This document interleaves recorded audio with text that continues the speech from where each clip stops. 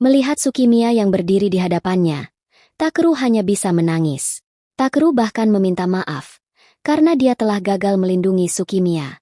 Takeru lalu teringat kembali dengan perkataan Seimei, bahwa Denji Heiankyo sudah berakhir. Ingatan itu ternyata membuat Takeru sangat marah. Tidak lama kemudian, Atsunaga tiba-tiba muncul dan menahan pergerakan Takeru. Atsunaga menganggap kalau Takeru adalah seorang penyusup. Melihat kehadiran Atsunaga, Takeru lalu menyuruhnya untuk memanggil Seimei, karena Takeru ingin mengatakan sesuatu. Atsunaga! Haneakiを連れてこい! 一言言ってやんねえと気が詰まれ! Selanjutnya Atsunaga lalu membawa Takeru menemui Seimei. Karena Takeru memakai seragam Onmyojin, Atsunaga berpikir kalau Takeru adalah bagian dari mereka. Seimei yang merasa penasaran lalu menanyakan identitas Takeru. Tapi Takeru malah mengulang perkataan Seimei, bahwa Denji Heiankyo telah berakhir. Takeru yang merasa kesal lalu menanyakan maksud perkataan Seimei itu. Akan tetapi Seimei tidak mengingat pernah mengatakan hal seperti itu. Takeru memberitahukan bahwa Seimei akan mengatakannya di masa depan, dan Seimei bahkan menyerah untuk menyelamatkan para Onmyojin dan semua orang di Denji Heiankyo. Seimei lalu mengatakan bahwa keinginannya adalah membuat Denji Heiankyo makmur selamanya. Perkataan Seimei itu malah membuat Takeru semakin kesal, dan dia kemudian berusaha menyerang Seimei. Namun Shino segera menahan Takeru dan balik menyerangnya. Untungnya Takeru berhasil menghindar, dan dia bahkan sudah menghilang dari tempat itu. Atsunaga dan Yura lalu memerintahkan para Onmyojin yang lain untuk segera mencari Takeru dan menangkapnya. Sementara itu di tempat Takeru, saat ini dia sedang bersembunyi di dalam kota. Saat Takeru sedang memikirkan apa yang akan dia lakukan selanjutnya, alarm tanda bahaya tiba-tiba saja berbunyi. Mendengar suara itu, Takeru lalu segera berlari menuju ke arah kabut hitam. Akan tetapi saat mengingat kembali kejadian di masa depan, seluruh tubuh Takeru malah gemetar dengan sendirinya. Di saat yang sama, Iruka dan Kajiki yang sedang berada di mobil awan malah melihat Takeru. Namun karena saat ini mereka sedang sibuk, Iruka dan Kajiki memilih untuk mengabaikan Takeru. Setelah itu, Iruka dan Kajiki lalu masuk ke dalam kabut hitam untuk mengalahkan Oni. Sementara itu Takeru yang berada di depan pagar penghalang, terlihat kebingungan dengan tubuhnya yang gemetar. Tidak lama kemudian, Takeru mendapatkan informasi bahwa Iruka dan Kajiki sedang berada dalam bahaya. Tidak hanya itu, Iruka dan Kajiki bahkan harus kehilangan nyawa dalam pertempuran tersebut. Setelah Shikigami dikalahkan, kabut hitam malah semakin meluas dan menghancurkan pagar penghalang. Takeru yang berada di dekat area itu juga terkena ledakan, dan membuatnya tidak sadarkan diri.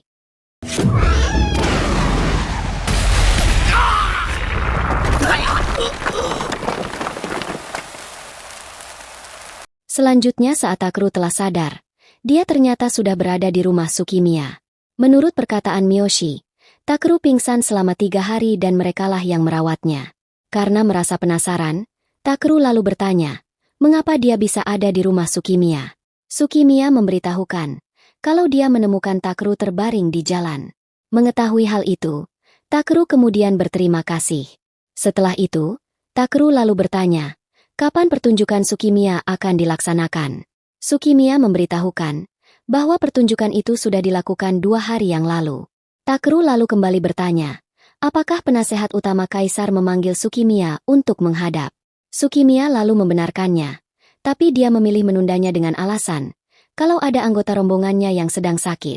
Tsukimiya yang merasa heran lalu balik bertanya, bagaimana Takeru bisa mengetahui kalau dia dipanggil oleh penasehat Kaisar? Namun Takeru malah mengatakan kalau dia hanya melihatnya di dalam mimpi. Karena saat ini Tsukimiya tidak jadi bertemu penasehat Kaisar dan berhasil lolos dari kabut hitam, Takeru mulai berpikir kalau masa depan akan berubah. Selanjutnya saat Tsukimiya sedang mengobati luka di tangan Takeru, Takeru lalu bertanya, mengapa Tsukimiya mau menolong orang yang tidak dia kenal? Tsukimiya lalu mengatakan, saat Takeru tiba-tiba muncul di panggung, Takeru malah menangis dan berbicara mengenai kegagalannya melindungi Tsukimiya. Anehnya, Tsukimiya ternyata tidak bisa melupakan hal tersebut. Mendengar perkataan Tsukimiya itu, Takeru kemudian memberitahukan kebenarannya, bahwa di masa depan, Denji Heiankyo akan hancur. Tidak hanya itu, Takeru juga berkali-kali mengalami kematian dan harus kembali ke masa lalu. Walaupun cerita Takeru itu sulit dipercaya, namun Tsukimiya malah akan mencoba mempercayainya. Karena Tsukimiya merasa bahwa air mata Takeru saat itu sangat tulus.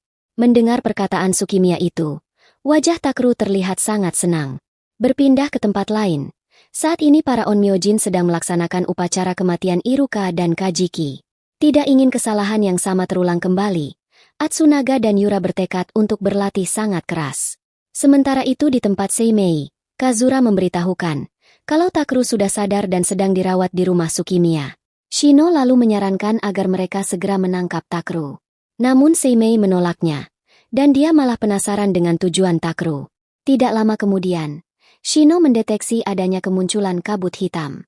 Karena Tsurubishi dan Kaisei sedang berpatroli di area itu, kedua Onmyojin itu akan dikirim untuk melawan Oni. Berpindah ke tempat Takeru. Saat ini tubuhnya kembali gemetar karena melihat kemunculan kabut hitam. Takeru menyimpulkan kalau dia kemungkinan sedang merasa takut. Keesokan harinya Takeru diberitahu bahwa kemarin ada banyak korban yang berjatuhan, termasuk para Onmyojin yang ikut bertarung. Mengetahui hal itu, Takeru mulai berpikir kalau kemungkinan besar mereka tidak akan menang dalam ritual pandemonium 100 tahun. Berpindah ke tempat lain, para Onmyojin lagi-lagi harus berduka karena kematian Tsurubishi dan Kaisei di pertempuran sebelumnya. Menurut kabar yang beredar, Tsurubishi dan Kaisei dibunuh oleh Oni yang sama, yang telah membunuh Iruka dan Kajiki. Berpindah ke tempat Takeru. Saat ini dia sedang berlatih di atap bangunan. Takeru memberitahukan pada Tsukimiya kalau saat ini dia sangat takut pada Oni dan tidak bisa masuk ke dalam kabut hitam. Oleh karena itu, Takeru harus berlatih sangat keras agar dia bisa secepat mungkin menjadi kuat. Jika tidak, dia tidak akan bisa menyelamatkan siapapun. Mendengar perkataan Takeru itu, Tsukimiya lalu menghampiri Takeru dan mencoba berbicara dengannya. Tsukimiya mengatakan bahwa orang-orang menganggapnya mempunyai bakat menari yang hanya muncul sekali dalam 1 abad. Akan tetapi, Tsukimiya juga sering merasa takut saat akan melakukan pertunjukan. Untuk mengatasi ketakutannya itu, Tsukimiya selalu menggunakan topeng Yasha. Menurut Tsukimiya, topeng itu mempunyai kekuatan yang hebat. Saat Tsukimiya memakainya dan fokus, dia bisa menjadi dirinya yang lain, yaitu penari berbakat yang muncul sekali dalam 1 abad.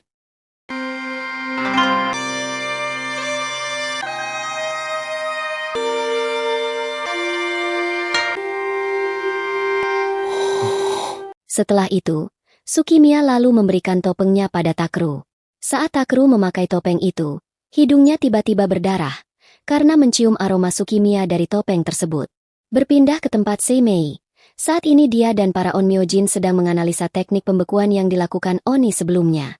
Saat melihat rekaman video Tsurubishi, Shion mengatakan kalau Tsurubishi adalah orang yang kuat, tapi kelemahannya adalah serangga.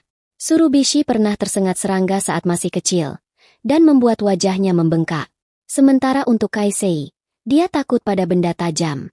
Berdasarkan semua hal tersebut, Seimei menyimpulkan kalau Oni itu menggunakan serangan psikologis dengan membangkitkan ketakutan di pikiran lawannya, dan kekuatan itu terhubung dengan teknik pembekuan.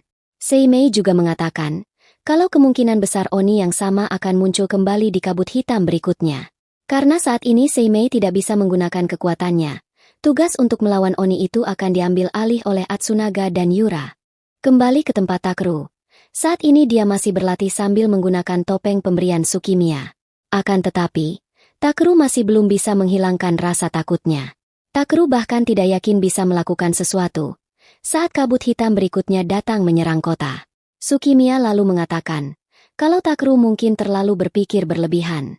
Sebaiknya Takeru fokus pada sesuatu yang sederhana dan mengambil 1 langkah ke depan.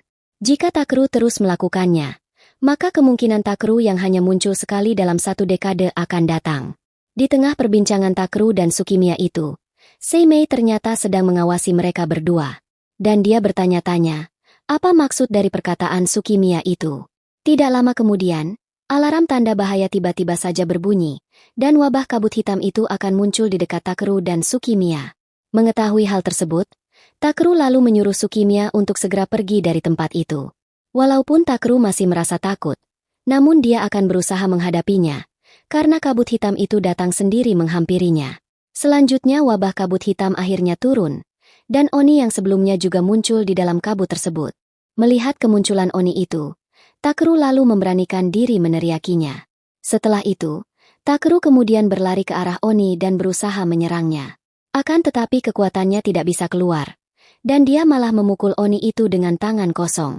Setelah menghempaskan tubuh Takeru, Oni itu lalu menyerang psikologis Takeru, dengan membuat Takeru mengingat kembali ketakutannya. Saat tangan Takeru mulai membeku, Atsunaga dan Yura akhirnya muncul dan menyerang Oni tersebut. Atsunaga! Yura! Menyadari kalau Takeru ada di dalam kabut hitam, Atsunaga tampak keheranan, karena Takeru tidak berubah menjadi batu. Selanjutnya Atsunaga dan Yura kembali melancarkan serangan dengan mengeluarkan jurus guntur. Namun serangan itu bisa dihindari oleh Oni dengan mudah. Oni itu lalu menyerang balik, dengan menanamkan ketakutan di pikiran Atsunaga dan Yura. Akan tetapi Yura mencoba melawannya, dengan berpikir kalau itu hanyalah sebuah ilusi. Atsunaga lalu kembali melakukan serangan, namun serangan itu lagi-lagi bisa dihindari oleh Oni. Saat tubuh Shikigami hampir membeku seluruhnya, Takeru tiba-tiba saja melompat ke arah Oni dan kembali menyerangnya. Namun lagi-lagi kekuatan Takeru belum juga bisa keluar. Takeru bahkan harus menerima serangan dari Oni dan membuat tubuhnya terpental. Setelah itu, Oni tersebut lalu kembali menyerang psikologis Takeru. Serangan itu membuat seluruh tubuh Takeru membeku dan hanya menyisakan kepalanya. Tidak hanya Takeru, Atsunaga dan Yura juga harus mengalami kejadian yang sama. Di tengah situasi yang semakin memburuk, Takeru kembali teringat dengan perkataan Tsukimiya, bahwa Takeru harus fokus pada sesuatu yang sederhana dan mengambil satu langkah ke depan. Setelah mengingat saran dari Tsukimiya itu, Takeru lalu mencoba memfokuskan kekuatannya pada satu tangannya. Di saat yang sama, seluruh tubuh Takeru ternyata sudah membeku, dan Oni tersebut bahkan menghampiri Takeru untuk membunuhnya. Yamero!